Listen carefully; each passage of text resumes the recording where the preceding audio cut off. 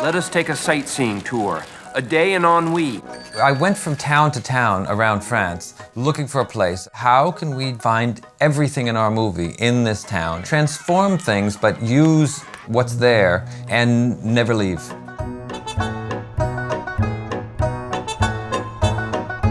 The French Dispatch is a portmanteau. It's a kind of omnibus film, a collection of short stories. Set in a fictional French city, Ennui-sur-Blasé.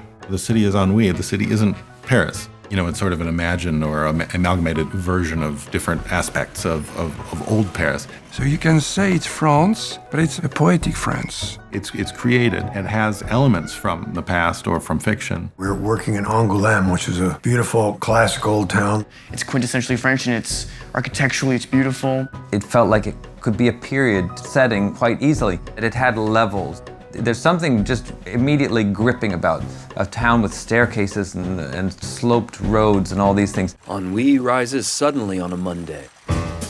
When I first read this script, it was clear to me that every sentence, as I read the first 30 pages, was an entirely new set.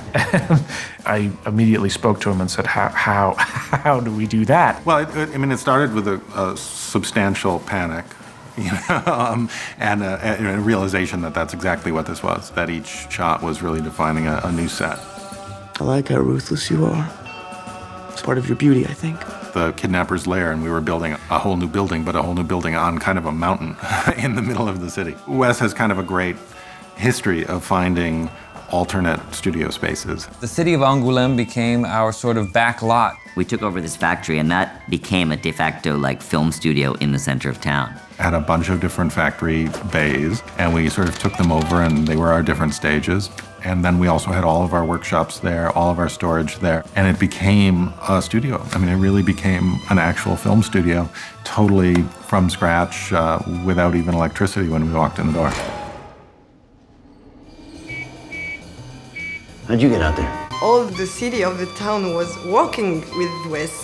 The people of Angoulême, there's well over 1,000 residents of Angoulême who are in the movie.